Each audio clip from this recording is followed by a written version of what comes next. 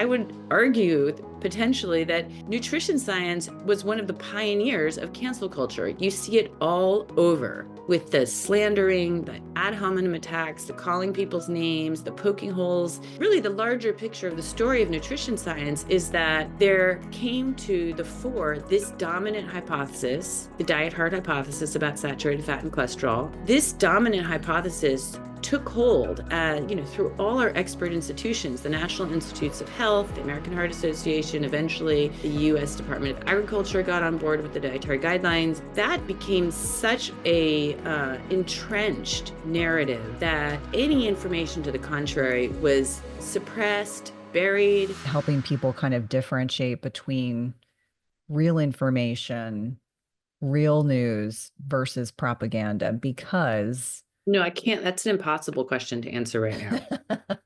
The problem with trying to find reliable information now is that there are no truly trusted nutrition sources with authority. We basically have a situation where our elite institutions, Harvard, Stanford, our government institutions, the CDC, the FDA, the USDA, are not providing reliable advice on nutrition and health. And so what do you do? I think it's very difficult.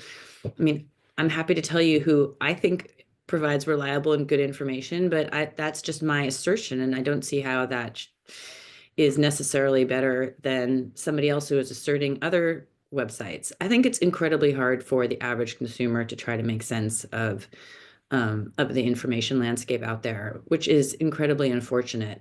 I mean, hopefully, really, the long-term solution is to try to reform our trusted institutions so that they are giving better, more science-based, more evidence-based advice. I think that's the longer-term solution.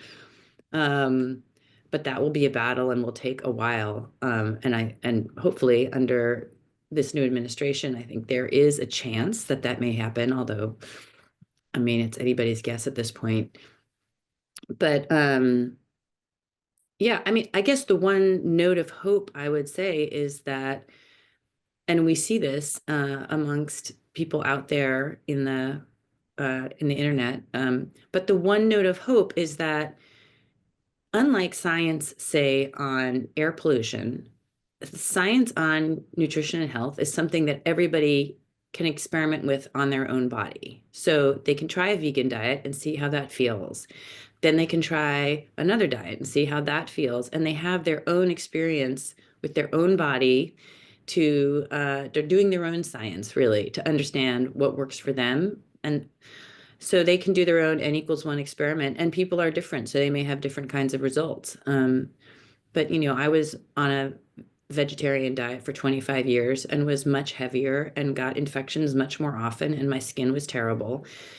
And eventually, after after thinking for decades that I just wasn't trying hard enough, or I wasn't good enough at what basically I wasn't trying hard enough.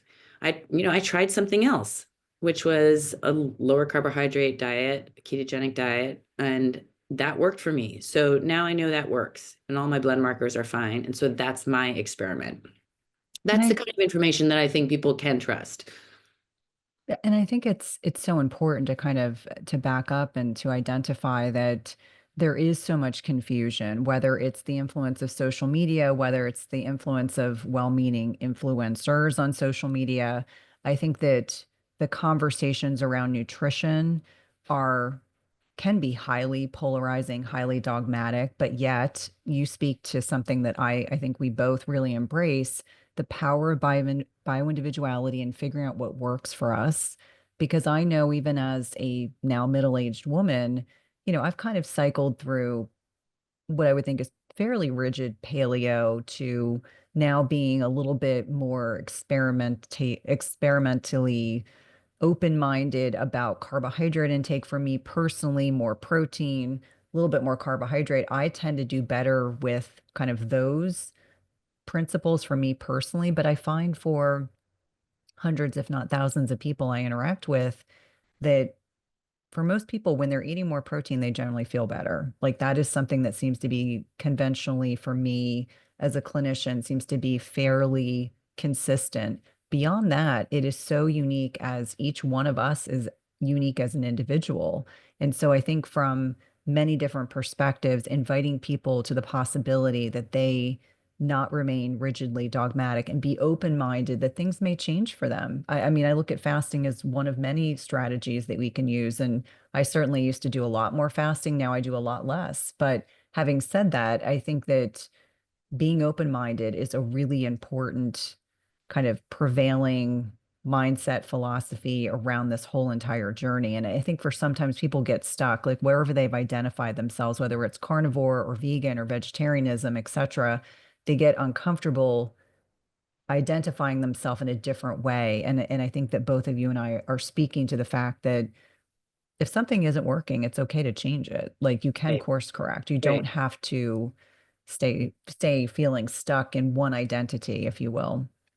Yeah, I think when people are very identified with their diets, and it's almost a closer relationship than people have with religion. With the religion, you go to church once a week. With your food, you eat 3 times a day. That is affirming your choices. And for many people, that becomes a kind of sense of identity. Plus, you fed that food if you have kids to your family. So you're invested in having uh, made decisions to try to nourish your children that may or may not be right. I mean, I've experienced that being dramatically wrong. And you, it's very hard to change your view when you're so invested in something, especially when you think that you may have harmed your children.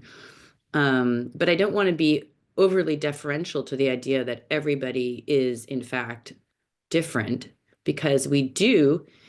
It's just an inalienable truth that, we do all have mitochondria in the cells. We do have certain biological mechanisms all in common, more than we have that are different.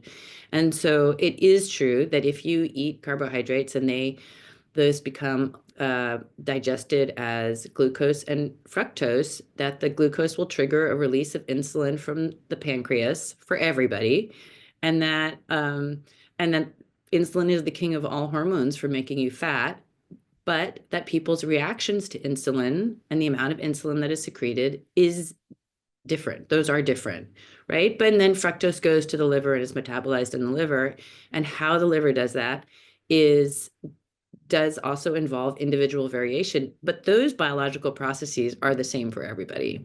Nobody escapes them. And it's also biologically true that a vegan diet does not provide all the essential vitamins and minerals that are essential. They're not, maybe would be, could be good for you. They're just essential for growth of children, optimal health, healthy aging. So we can't get away from that.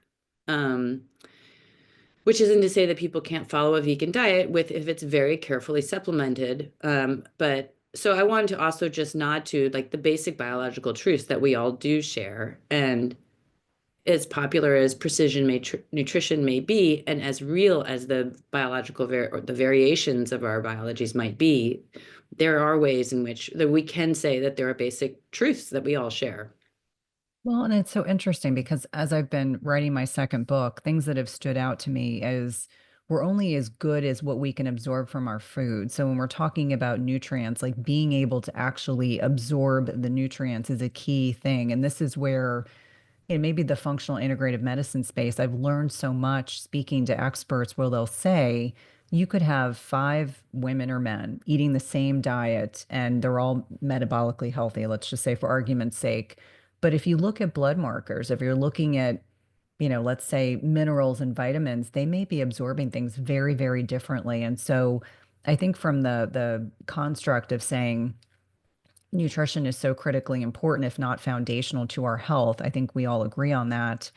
But it's also like, how well do we absorb the nutrients? And I think some of the conversation around health is really speaking to, what are we doing outside of the nutrition piece? Like, what toxins are we exposed to? Are we Right. dealing with chronic stress? And certainly, the pandemic, I think, gave everyone a mini stress test, if you will. It's just kind of amplified since then.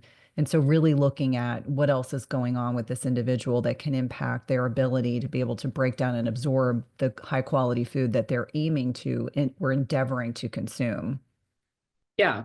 I mean, and that is a complex issue. For instance, there's a pretty scary study showing that if a mother who is pregnant doesn't have enough B12 in her system, B12 comes exclusively from animal foods, that her baby will not only be B12 deficient, but will be unable to effectively absorb B12 for the rest of their life. That they don't develop the proper absorption mechanism, so that they are not only uh, they not only start off at a deficit, but then they are impaired for life. And there's a huge variety in the way that people can absorb nutrients, and also whether they can absorb synthetic nutrients in our food. So absolutely, that is true. And we need to give more attention to that. And in general, I agree with functional medicine doctors that measuring and assessing nutrient status and other kinds of toxins. I mean, there's just many things that go into health. It can be very, very complex. And if you're somebody who is having trouble and you're having stubborn health problems, that is a route I think that can be, well, very expensive, but also can yield a lot of interesting information. Yeah, I kind of share this probably for the first time publicly. Our youngest son was having what I would describe as, trouble like focusing and sleeping. And so he has a great pediatrician, and we actually got him in with a local functional medicine doc who I know personally. And when he did blood work, he was so deficient in omega-3 fatty acids, which we know are so critically important for brain health, and had Right. so much neuroinflammation. It has been and he hates fish. So that was like the first thing. But supplementation for him has been life altering. And this is where I think where these, testing these nutrients is so helpful slash beneficial. I hadn't even planned on talking about this, but when I look at the data, and I'm very quantitative focused, yeah, within my practice, when I started looking at his lab work and I look at where he is now with no issues sleeping, much less anxiety, feels so much better, doing really well in school, it just reminds me that, the inflammatory nature of the standard American diet as one example, and certainly that's not what we eat at our home, but I'm just kind of giving some context. The inflammatory nature of the bulk of what most Americans are eating is not just inflaming their bodies, but also inflames their brains and can lead to a lot of these mood disorders, trouble focusing, brain fog that we kind of take for granted. Like we just assume it's normal now. We've normalized a lot of health issues that are not normal and should not be construed as normal. And so I just kind of interject that as a personal observation. Like personally, the lack of omega-3s in his body were contributing to some of these symptoms that we were seeing in him, which had been alleviated with alterations in his diet, sometimes against his will. He's like, I hate eating fish. And I'm like, you're going to have to learn to eat some fish. And being stealthily aware of the benefits of supplementation. I'm obviously not someone that says don't get it from your food first, but even if he had gotten it from his food, I'm not sure per se he would have been able to buffer the lower levels of omega-3s. Yeah, I'm curious how he got low omega-3 in your household. I assume that he's eating healthy food, and you don't necessarily need to eat fish in order to get adequate levels of omega-3. So, do you understand why he's low? Well, I think that, well, so here's the thing, and I know you have teenagers as well. What they eat outside the home, I do Yeah, not have control over. And so now that he is driving, he and his right. friends will have some fast food and do things like that. But trying to get chia seeds, flax seeds in this kid, he's never been that kid. And admittedly will eat sushi, but doesn't like eating fish, which makes no sense to me. I'm like, you'll eat raw fish, but not cooked fish, which is a whole separate conversation. So I think some of it's so much easier when they're younger and you are making all of their food and you know exactly what's in it. And then, they go off to high school, and what they eat in school and what they eat when they're outside the home, you don't have 100% control over. So whether or not he started off low to begin with and it just got exacerbated, we're not sure. But I do know for him, the supplementation piece has been huge. Like he won't fight me on that. But I'm like, you're taking 3 to 4 grams a day of fish oil right now. Interesting. Well, yes. I mean, I live in New York City where my kids were off on their own getting around town. I mean, 10 or younger. So that was it. Hit the convenience store, go to the Starbucks, get one of those terrible drinks that are 500 grams of sugar. I mean, we really, there was, we had absolutely no control. And it took a while to teach them good, healthy eating habits. But now they're set. I think they're both. I have two sons, 18 and 21, and now I really feel like they're pretty much set up for life. They know what a healthy diet is. They don't necessarily follow it all the time, but they're pretty conscientious. And how much better to get that young at that rather than wait till you're middle aged and everything is falling apart.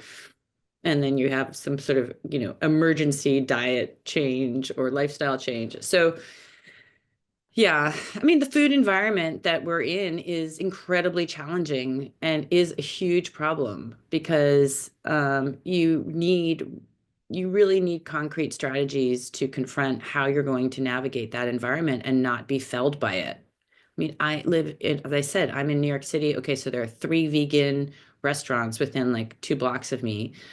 That's not the issue. But there's also like five ice cream shops, and I mean every corner has like cookie shops blowing out their fantastically aromatic smells that are delicious. And my strategy is I try not to walk around hungry. Like I just don't, I'm not going to walk around past a cookie shop. I think now I don't feel so tempted, but I just try, especially when shopping, I just don't go hungry. I make Yeah. sure to eat beforehand, and then I'm not likely to, grab a bag of chips off the shelf or something. I mean, Yeah. everybody has that weakness. Oh, absolutely. And I think, bringing up the point of like, don't go to the grocery store, don't go to buy a restaurant if you're starving, because then you're likely not to make the best choices.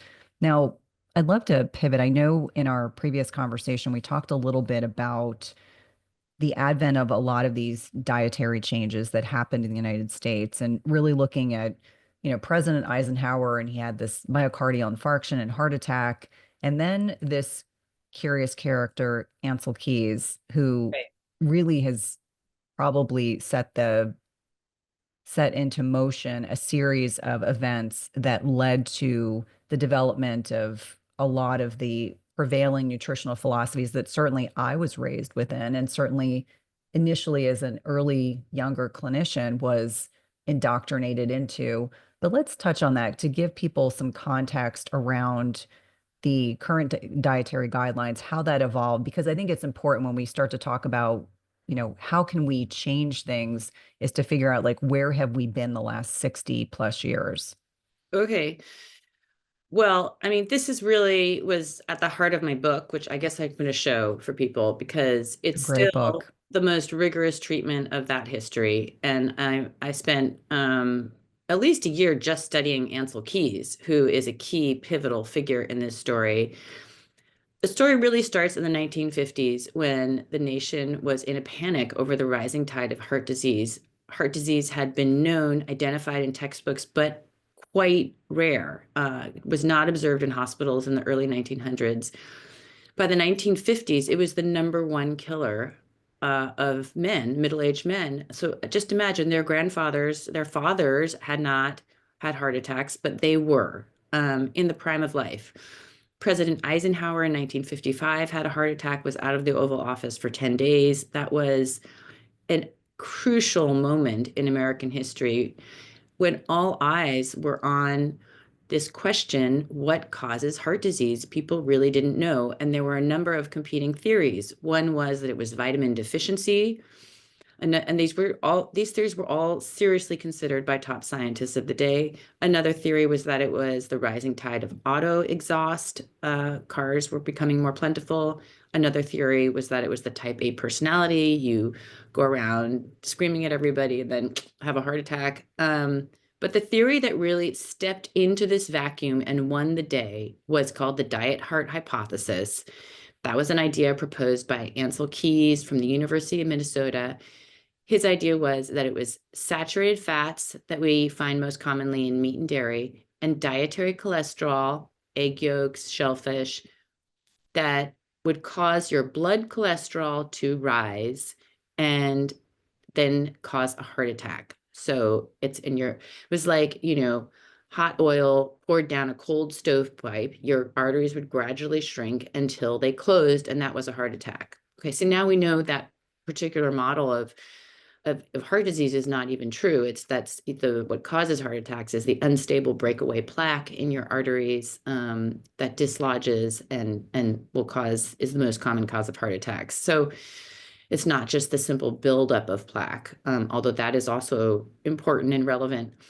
But this diet heart hypothesis was able to carry the day because Ancel Keys was a very self-assured, self-promoting, argumentative, and scientist, and he was called a bully even by his colleagues. He was able to get his idea implanted into the American Heart Association, which was the only and leading public health organization on heart disease, such that in 1961, the American Heart Association comes out with the first ever recommendations anywhere in the world telling people to avoid saturated fats and cholesterol as the best way to protect themselves against heart disease.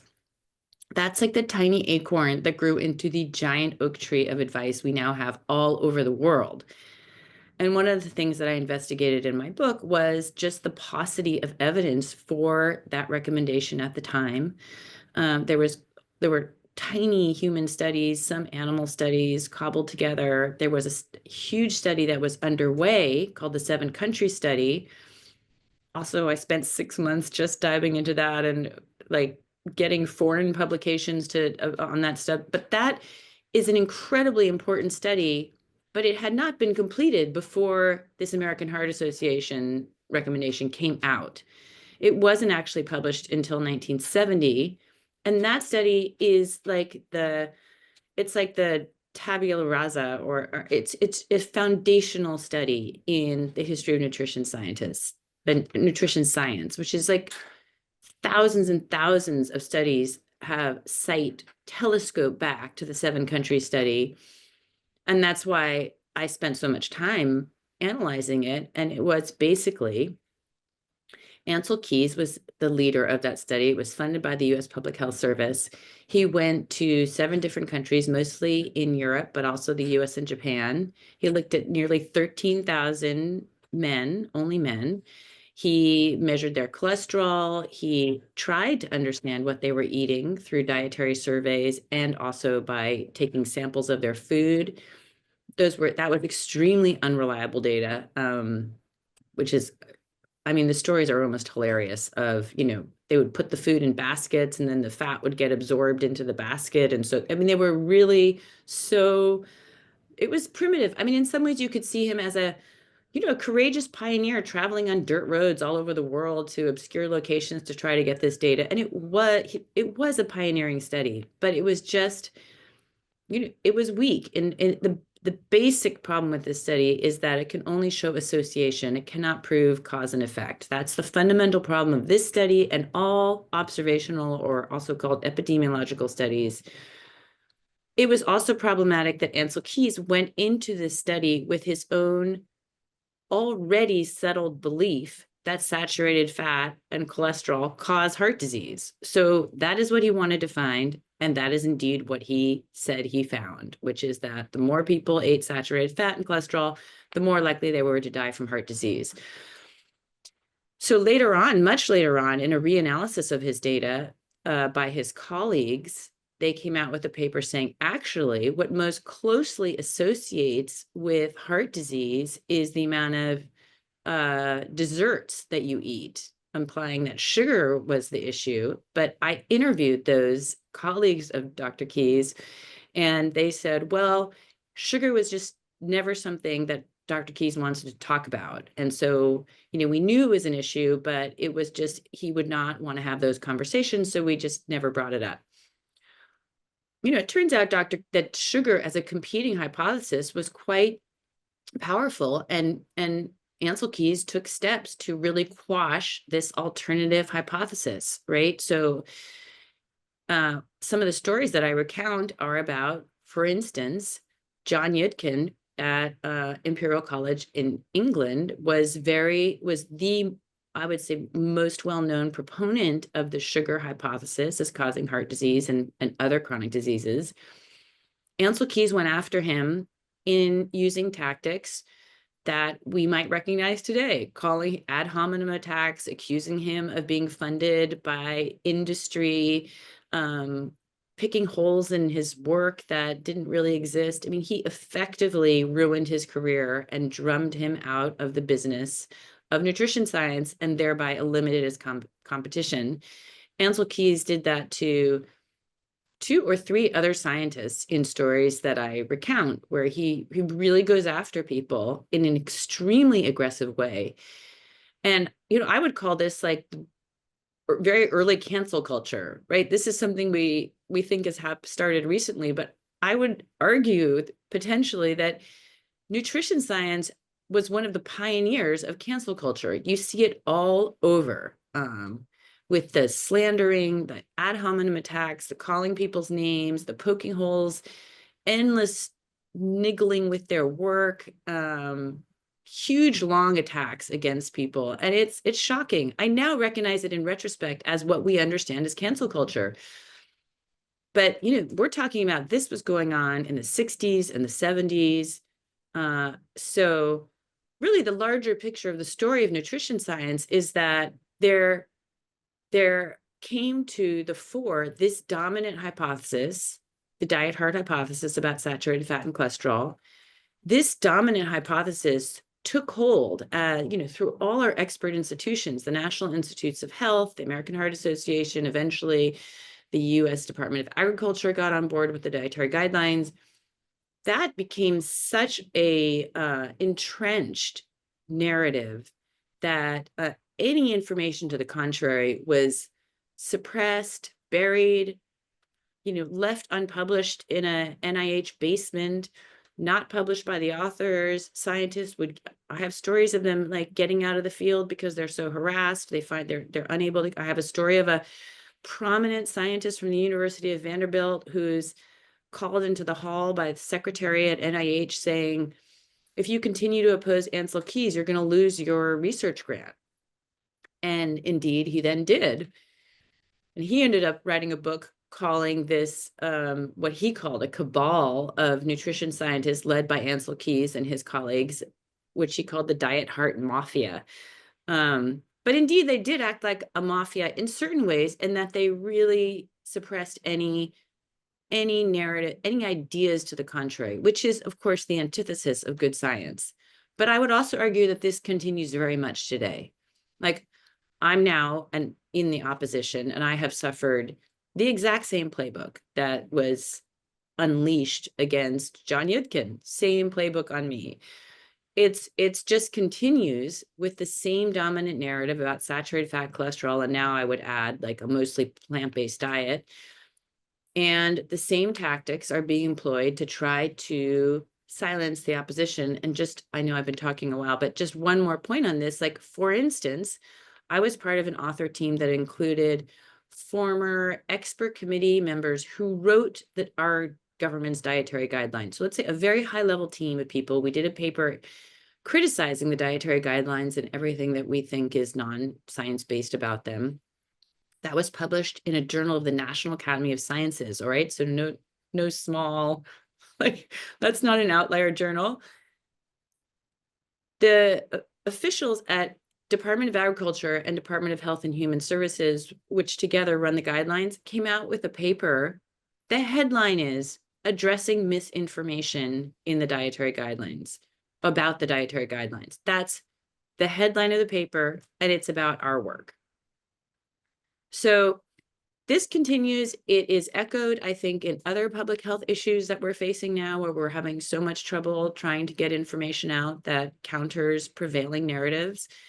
And, I think it's obviously a real problem, not just for good science, but it's a real problem because we can't get information out to people about how they can put into remission or reverse their chronic health diseases, which exists, but we have no really powerful vehicle for getting that out to people.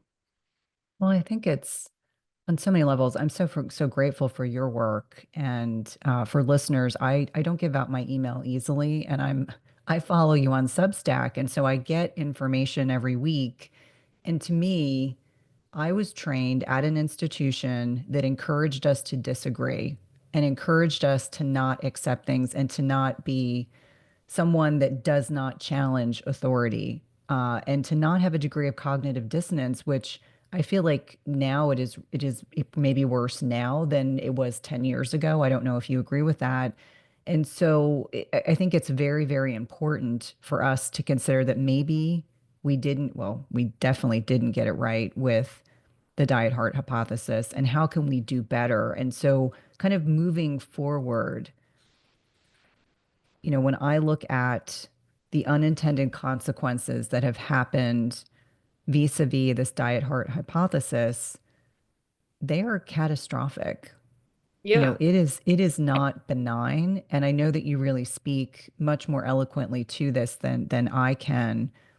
The unintended consequences of this cognitive dissonance around dietary guidelines, what are some of the big picture things that listeners can really understand? Because we're seeing it right now. As a clinician 25 years ago, I was not at that time seeing some of the things that we're seeing clinically as clinicians right now. And so much of it has to do with these dietary guidelines that have changed the way and types of foods that we are consuming, frequency with which we are eating, etc. Yeah, I mean, so to carry this history story forward, what happened was that in 1980, the US government basically adopted the position of the American Heart Association, with which it had a very, very close relationship.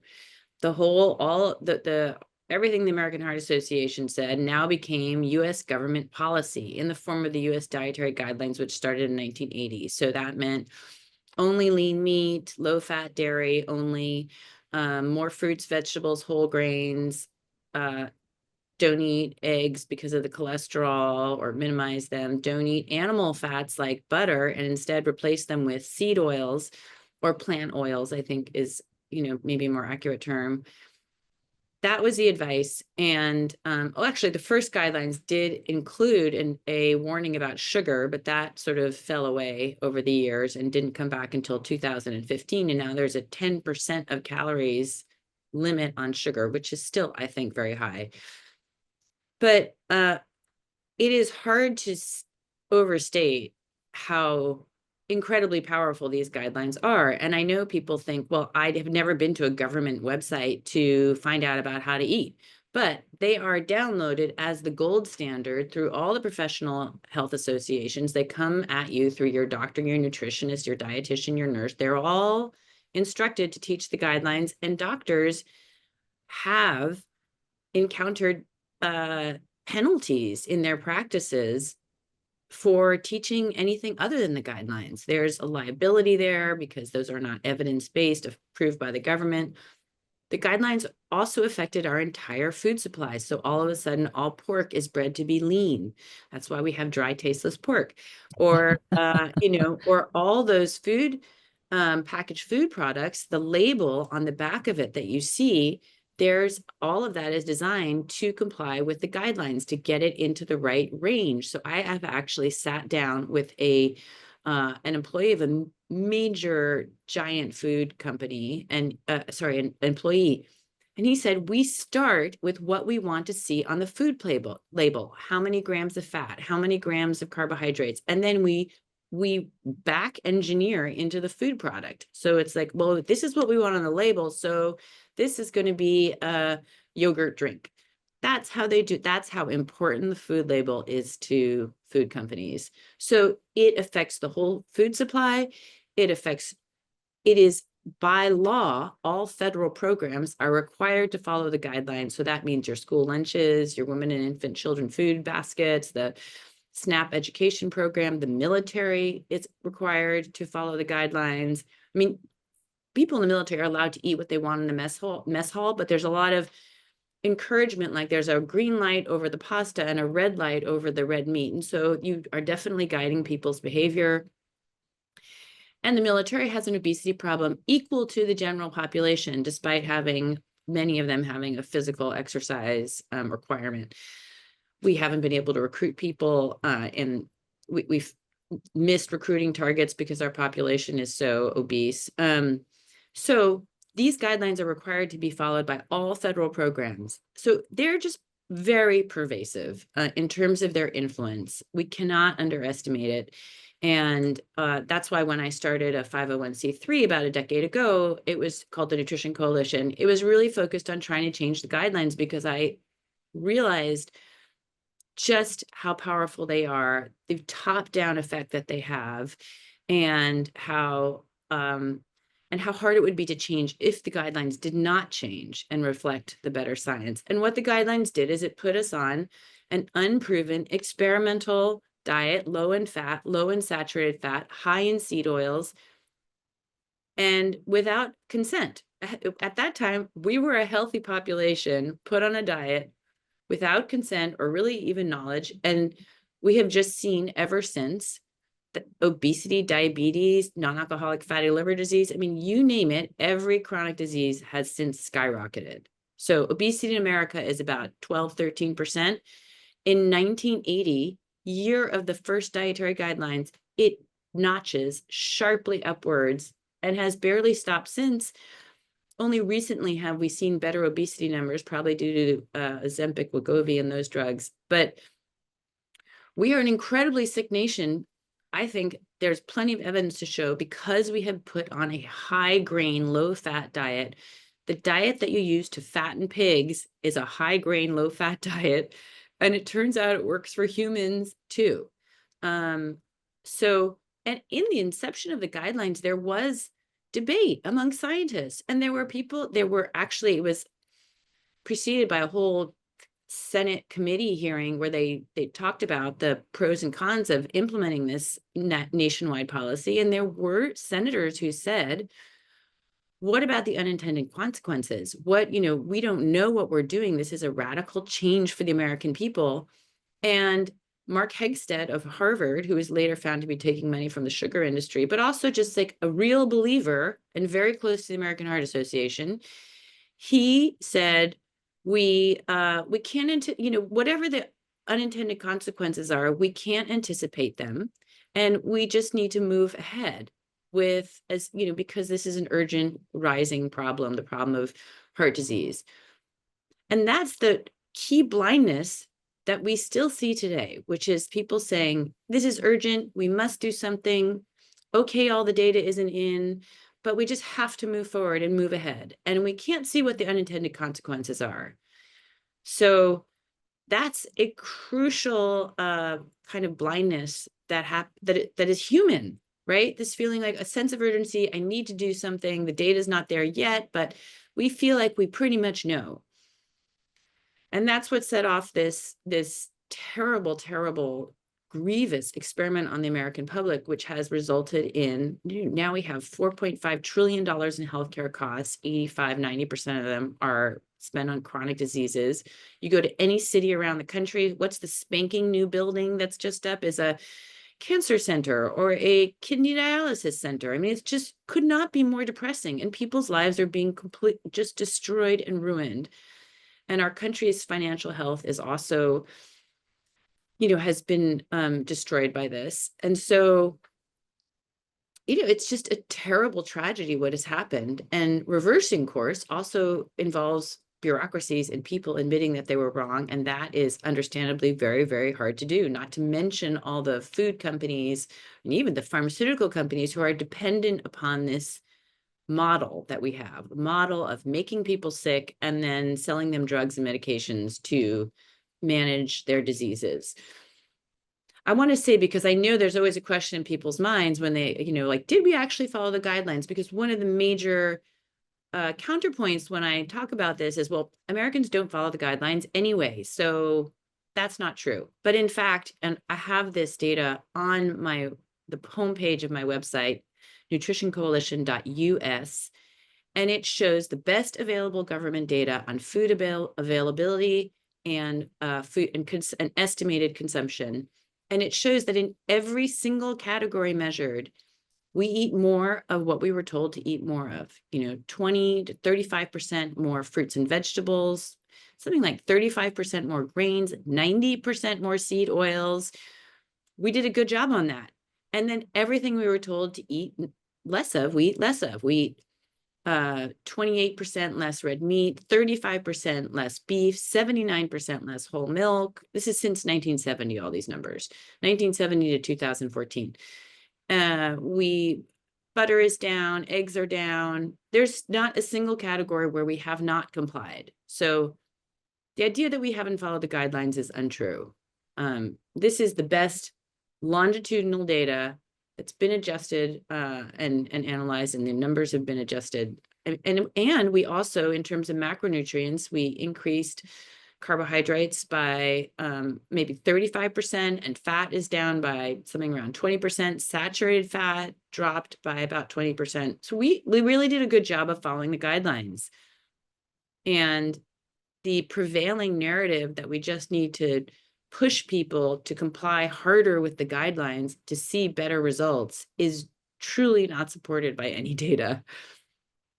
Well, I can remember when I was a new nurse practitioner. So we're talking 2000, 2001, so a long time ago.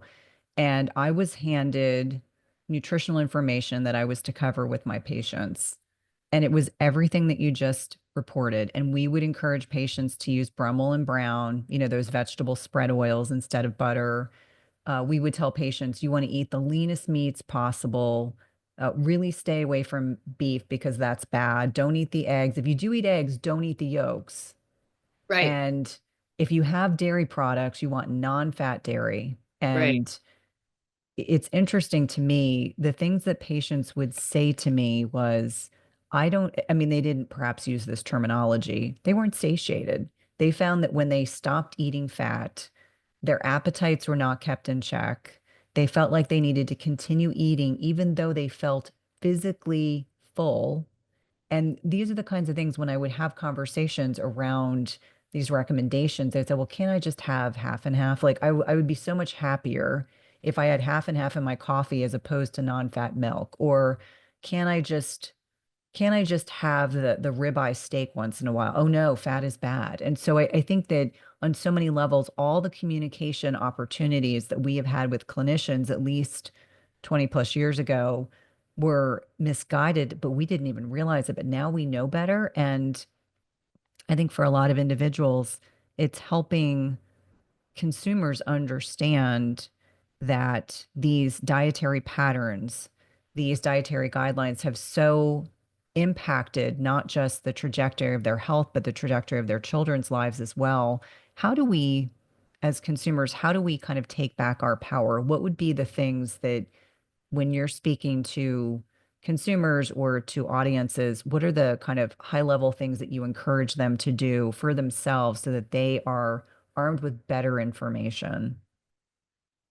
Well, and there are several levels at which people can act. I think most importantly, they need to fix their own health and the health of their own family. And they can do that through, I mean, there's a lot of resources and books. And I'm actually in the process of working on a new website that will be a free, non-corporate supported website for people who are just curious about how they can reverse their chronic diseases using nutrition. And that will, I hope, be a great resource for people because that doesn't exist out there yet. And that's sponsored by the Nutrition Coalition.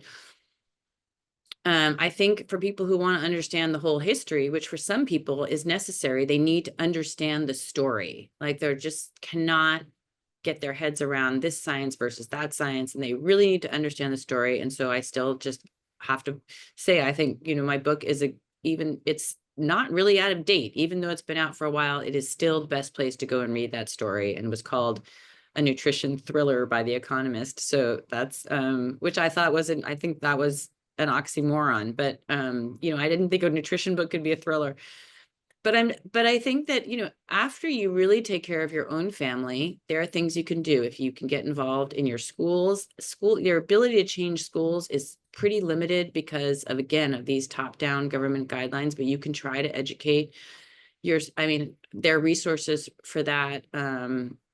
that we will be posting on the Nutrition Coalition to try to change your school lunches to have more healthy fats, more proteins, more whole proteins for kids.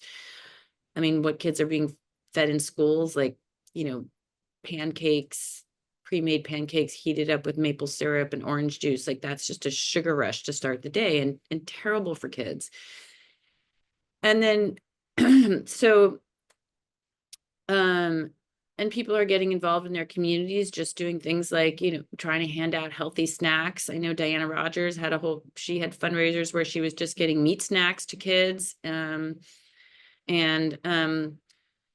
you can go to the Nutrition Coalition and support us because we're doing policy work. Like we are actually working. We've done a tremendous amount of work we got the first ever outside peer review of the dietary guidelines, had never happened. We got that done by the National Academy of Sciences, you know, top level, like a brick of a report documenting all the problems with the science. We've had many, many papers that we've gotten out with top academics to document the issues and problems with the guidelines. So now we have really a body of literature to challenge the dietary guidelines. And now we have an administration, I think, that could be open to radical change. But you know, you could support our work. We're the only group in the United States doing this work. So yeah, because I don't know where else to send you. If you're interested there's a group called the Society for Metabolic Health Practitioners. They're doing excellent work. They're trying to educate more health practitioners around these issues, and they are trying to develop more patient resources. I think that's a superb group. Yeah, if you're a billionaire, you know, there are a lot of research studies that need to be funded and efforts. Like we need a lot more research. We need more data on certain topics. I think the data is pretty good, but we could use more studies on, I would say, like all these kinds of gut biome, irritable bowel disease problems. We really need more good randomized controlled trials on that issue. We could use more studies on the liver.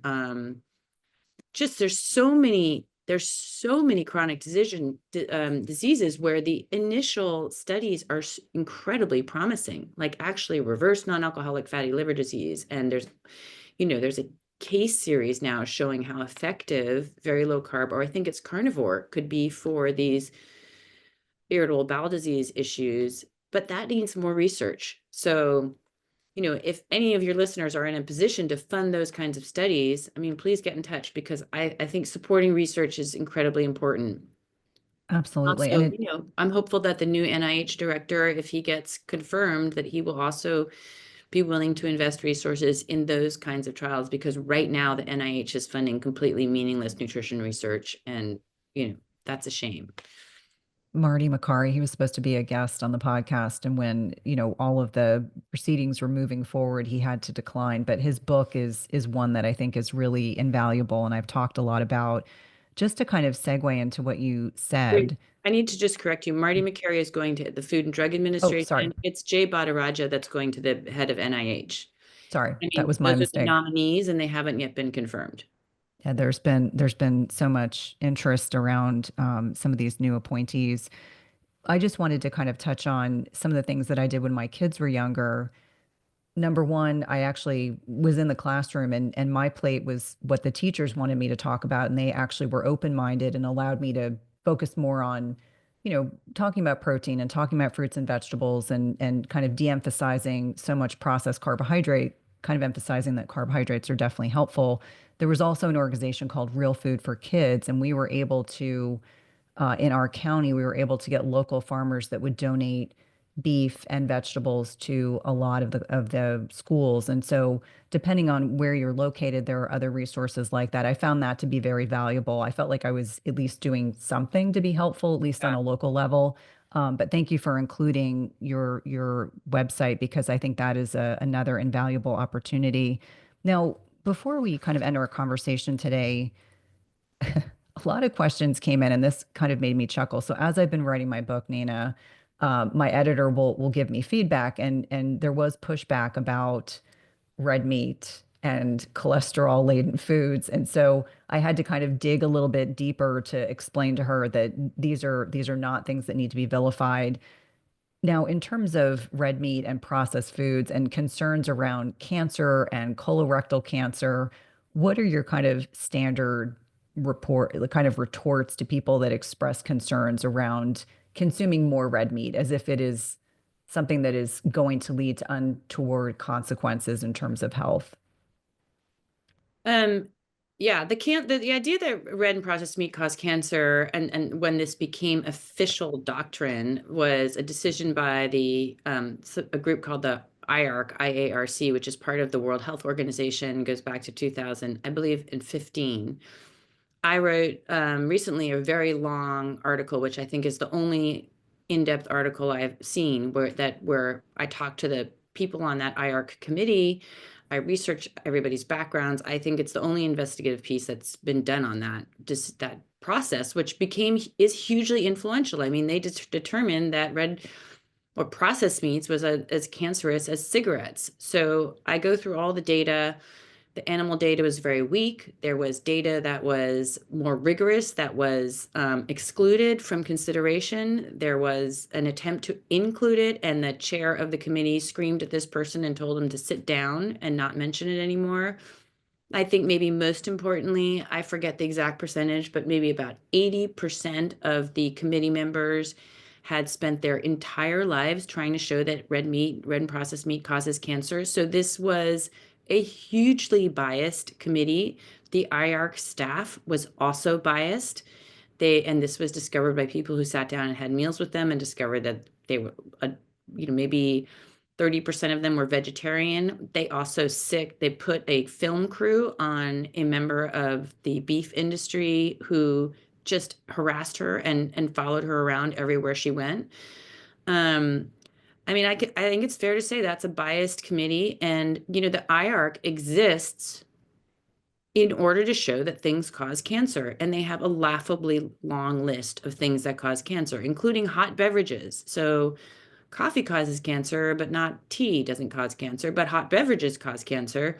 I mean, it's a completely ridiculous list of things that cause cancer, but if they don't find that things cause cancer, they go out of business. So they are in the business of showing things cause cancer, and they eliminated, they used to have a category of things they found didn't cause cancer, but they eliminated that. They no longer have that on their website. Now everything is a potential cause of cancer. So there's nothing that's ever ruled out as a cause of cancer. So the whole structural system of IARC is problematic in the way that it is, its goal and incentive is to find cancerous um, food and other causes. And I think this committee on red and processed meat itself was hugely problematic because it was stacked, and it had a predictable outcome. And I have people whom I interviewed who were on that panel talking about the problems of the evidence themselves. I mean, a lot of problems with the evidence, and that they themselves acknowledge. So I would recommend, that's on my Substack, which is called Unsettled Science. And again, not here to plug things, but that's where you can find it. Eh, Um, Go ahead. Oh no, I was going to say, and if you were to think of three things that you think would help move the needle forward for our prevailing nutritional dogma and guidelines, what are three things that you would love to see change?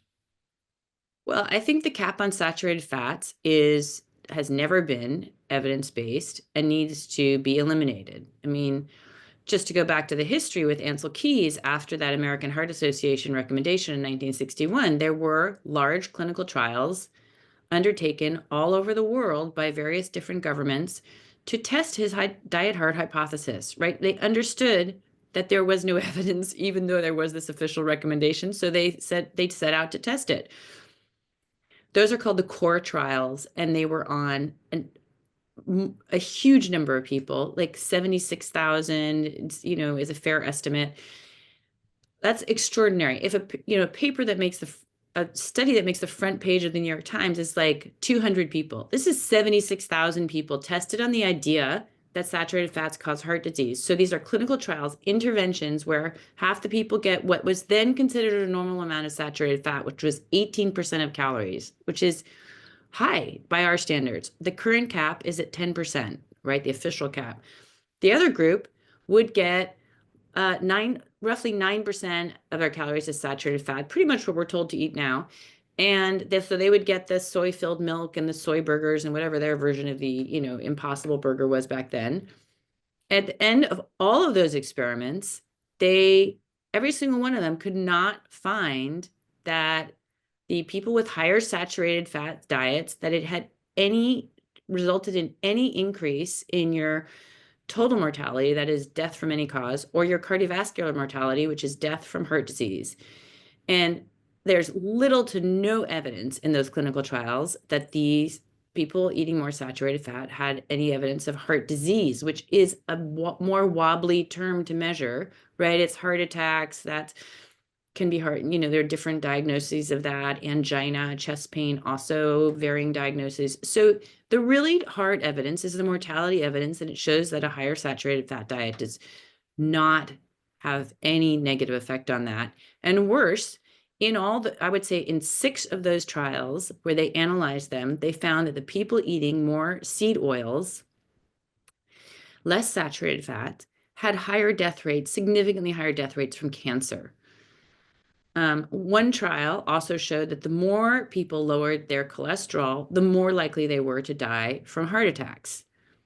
So you don't know about this evidence because literally some of it went unpublished. It was ignored. Nobody really, these trials were all buried until Gary Taub's book came along in 2007, and then my book in 2014, which really focused on the saturated fat issue. That was the first book to really focus on saturated fat. Since then, those books really informed a lot of scientists. So now we have about 24 systematic reviews and meta-analyses, high-level reviews of all those core trials. And almost like every single one of those review papers concludes that saturated fats has no effect on mortality or cardiovascular mortality. So those 24 review papers have never been considered in any systematic way by our dietary guidelines expert committees. So there's this humongous body of science that just sits right there, but is not recognized by our officials. So we have to recognize that science, and we have to, I think the outcome of that would be the elimination of the cap on saturated fats, which is not justified by the evidence.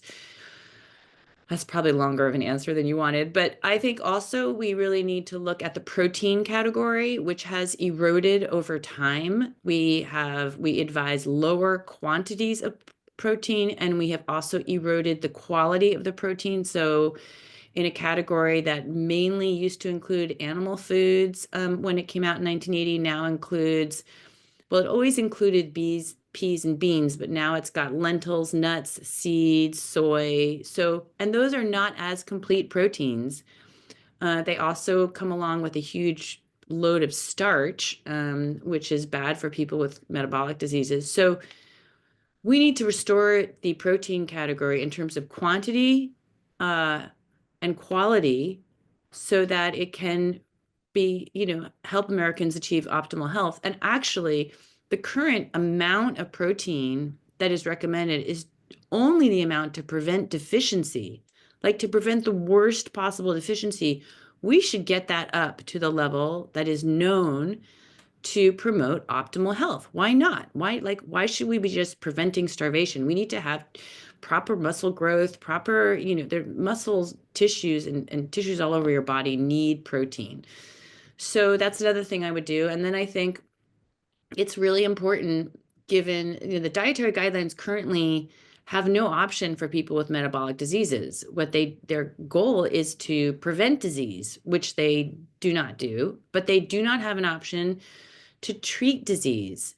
So I think there needs to be, they have 3 dietary patterns. I think there needs to be an additional dietary pattern that is suitable for people with metabolic diseases to help them put their disease in remission or reverse the diagnosis, or however you want to call it. And I think the evidence clearly shows that would be a fairly low carbohydrate diet. That needs to be one option, not for everybody, but it needs to be an option so that doctors can prescribe it without getting in trouble, so that people can be made aware of it without being told it's a fad, dangerous diet. I think that would go a long ways. It is the single most powerful lever to creating change of people's diets in America. So that would be phenomenal if we could get that done. No, I would love that. And I will do everything I can to help support you sharing that message. Please let listeners know how to connect with you outside of this podcast, how to get access to your book, which is a book I recommend with frequency and actually sits in my office on my I have one bookcase in my office that are the books that I recommend and suggest to patients most frequently. Well, I'm honored. Thank you. My book is on Amazon, The Big Fat Surprise. It's a little weirdly hidden on Amazon, so you have to look for it to get a paperback copy.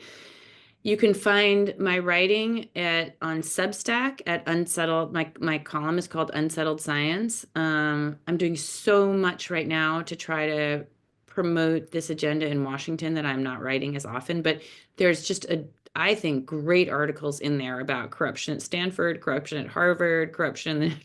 I do a lot of work to try to unearth the conflicts of interest. And this article, if anybody's interested, on the meat and cancer decision. And the Nutrition Coalition.us, again, .us, not anything else. We have our homepage is a great primer on the dietary guidelines. And if you want to do a deep dive into the dietary guidelines, and that's, I think, really the best place to go for all that information. And then don't go to my home website because I haven't updated it in several years. But you're welcome to see whatever I was doing some years ago. And I guess, I'm active on social media. So on Twitter at Big Fat Surprise, and on Instagram, I think Nina Teicholz. Yeah. So those are places that I try to care and feed when I can. Well, thank you for all the work that you do. You're one of my favorite writers to follow. And like I mentioned, I don't give out my email address all that readily, but I do get your Substack. When I'm not in the app, I can read it on my email. That's great. Well, we'll be certain not to dox you, Cynthia. I hope not. Hey, if you like this video, you guys are going to love this video, and I'll see you there. The conversation I'd love to have with every 35-year-old woman is that once 40 hits, your ovaries are gonna be done, and they're gonna slowly, it's not like it's done overnight, they're gonna slowly decline. It's gonna take 10 to 15 years for these ovaries to be out. But you literally have an organ that is done doing its job. It'd be like if your heart was like, hey, I'm done. I'm just going to slowly like this. I don't understand why we don't talk about this. Right.